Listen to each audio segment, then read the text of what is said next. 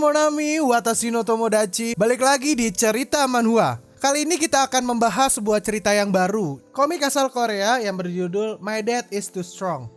Main karakter kita bernama Lee Do Jun, seorang pria tanpa status yang spesial. Dia belajar selama 3 tahun untuk menyelesaikan pelayanan militernya. Setelah itu dia bergabung dalam agensi Rift Management. Dia dikenal sebagai pria yang linglung dan sering membuat kesalahan. Rift, portal teleportasi yang menghubungkan dua dunia. 10 tahun yang lalu, Rift ini tiba-tiba muncul di bumi. Tak terhitung jumlah monster yang merangkak keluar dari Rift itu. Umat manusia tak berdaya melawan musuh seperti ini. Tapi tidak perlu waktu yang lama, tiba-tiba orang-orang dari segala usia dan kelamin mulai membangkitkan kemampuan mereka. Mereka memiliki kekuatan superhuman yang disebut Hunter. Mereka bertarung dengan monster-monster yang keluar dari Rift. Tidak hanya kemampuan, tapi mereka juga mendapatkan status screen, seperti saat berada di dalam game, yang dimana bisa melihat physical status dan skill mereka. Di saat Lee Do Jun ditugaskan pertama kalinya oleh agensi, dia mengalami kecelakaan. Kecelakaan klasik yang sering muncul di anime, di mana korbannya berpindah ke dimensi lain atau dunia lain. Lagi-lagi Trukun ini menunjukkan kekuatannya. Lee Do Jun terbangun di dunia martial art, atau bisa dibilang dunia murim. Di sini Lee Do Jun terbunuh beberapa kali, tapi Lee Do Jun selalu bisa bangkit kembali berkat skill yang diperoleh ketika terbangun di dunia ini. Kemampuan yang membuatnya kembali ke hari sebelum dimana dia mati. Dia kembali lagi dan terus kembali. Sampai di suatu titik, Lee Do Jun telah menjadi yang terkuat di dunia itu. Do Jun dijuluki Heavenly Demon oleh penduduk dunia murim. Setelah menjadi yang terkuat di dunia itu, entah bagaimana, dia kembali lagi ke dunia asalnya.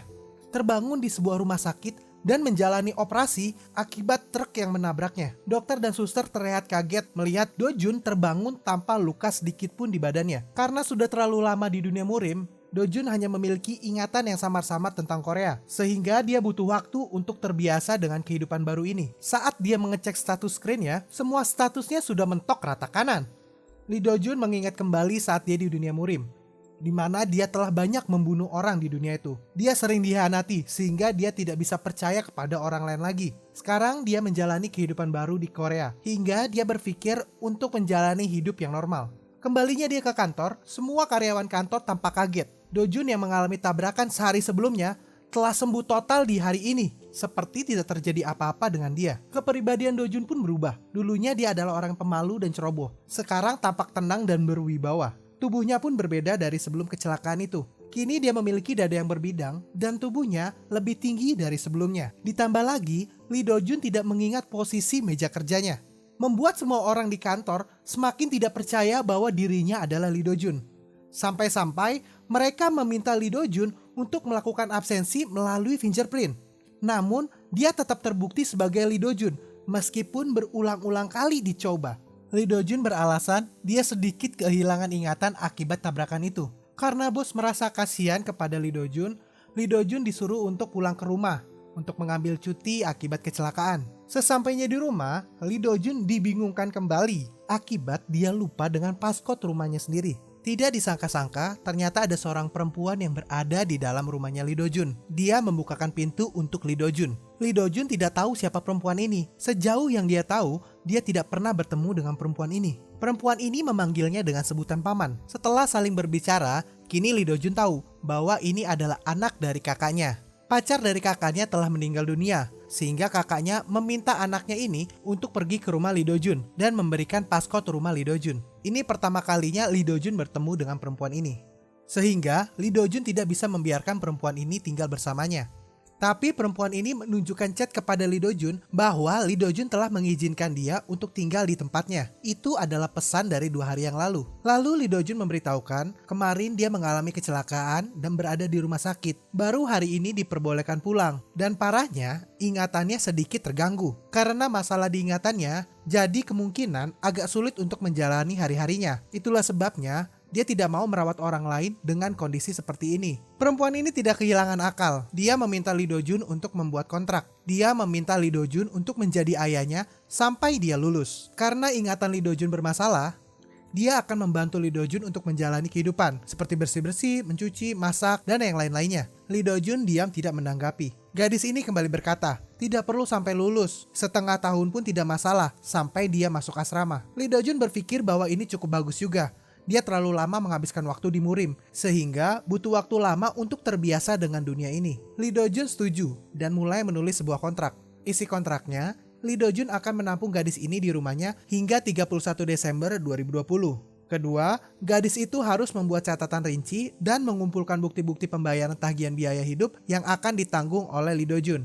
Pengeluaran yang tidak terbukti merupakan di luar tanggung jawab Lee Do-jun. Selama ini berlangsung, gadis itu akan mengurus pekerjaan rumah dan lain-lain. Gadis itu menyetujui kontraknya dan langsung menandatanganinya. Setelah itu, gadis itu mulai memperkenalkan dirinya. Dia bernama Yoon-hee. Karena kebetulan stok makanan sudah habis, Yoon-hee mengajak Lee Do-jun pergi ke supermarket untuk membantu mengembalikan ingatan Lee Do-jun. Tidak disangka, Riff tiba-tiba muncul di supermarket. Gadis ini mengambil pistol dari tasnya dan berkata, "Itu adalah Riff. Ayah, tempat ini berbahaya. Larilah!" Semua orang tampak panik, tapi Lee Do-jun menanggapi ini dengan cukup santai. Yoon-hee menembak dan berhasil mengenai satu goblin. Goblin itu pun mati dengan seketika. Para warga sekitar bersyukur bahwa ada hunter di sekitar sini, sehingga mereka terselamatkan. Sekarang Lee Do-jun tahu bahwa Yoon-hee adalah seorang hunter. Yoon-hee berkata, "Kan sudah aku bilang buat lari. Ini tuh berbahaya. Gimana kalau kau terluka?" "Iya, maaf. Aku akan lebih berhati-hati mulai sekarang." "Yakin?" "Iya, Yoon-hee." Setelah itu, petugas datang ke lokasi kejadian. Petugas bertanya, "Permisi, apakah Anda yang mengalahkan goblin ya?" "Tidak, anakkulah yang mengalahkannya." "Ah, begitu? Bisakah saya melihat kartu identitas Anda? Jika Anda memberikan nomor telepon, alamat rumah, dan nomor rekening bank, maka Anda bisa mendapatkan kompensasi." "Kompensasi?" "Iya, itu karena Anda sudah melawan goblin dan untuk biaya Magic Stone-nya. Ditambah lagi, Anda telah berhasil melindungi penduduk. Jadi, pemerintah akan memberikan kompensasi lewat polisi. Kelihatannya Anda adalah walinya. Jadi, jika Anda memberitahukan nomor rekening Anda, kami akan mengirimkan uang kepada Anda." "Yoon-hee, kasih saja nomor rekeningmu itu." "Beneran?" "Ya, lagi pula kan kau yang mengalahkannya." Yoon-hee tersipu malu karenanya. Setelah di rumah, Yoon-hee mendapatkan notifikasi bahwa uang kompensasi telah dikirim ke rekeningnya. Yoon-hee tampak kaget melihat jumlahnya. Lee Do-jun berkata, "Itu jumlah yang cukup banyak. Kau bahkan bisa mendapatkan sebanyak ini dengan hanya membunuh satu monster. Lalu, apa kau benar-benar punya alasan untuk tinggal denganku?" "Itu cuma beruntung saja. Peluang kemunculan Riff itu random. Ditambah lagi, gak ada jaminan kalau goblin yang muncul itu gampang dibunuh. Bukan hanya itu, tapi Dungeon Rift cuma bisa dimasuki oleh hunter yang diakui dan memiliki party. Aku tidak punya izin hunter, jadi aku tidak bisa masuk." "Oke, kalau gitu, apa ada teknik kultivasi yang ingin kau pelajari?" "Hah? Kultivasi? Apa itu?" "Itu dimana kau bisa mengambil energi dari luar dan menyerapnya ke... udah lupakanlah." Lalu Yoon-hee menanyakan, apakah Lee Do-jun terkejut bahwa sebenarnya dia telah memasuki Akademi Hunter.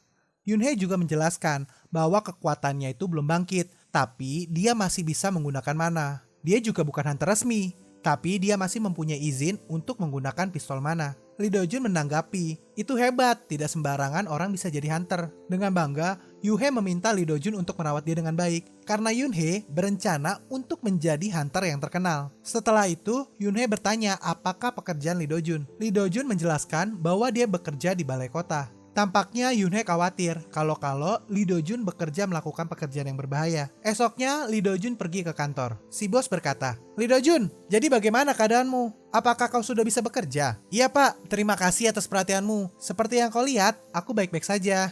"Oke, beritahu aku kalau kau merasa tidak sehat.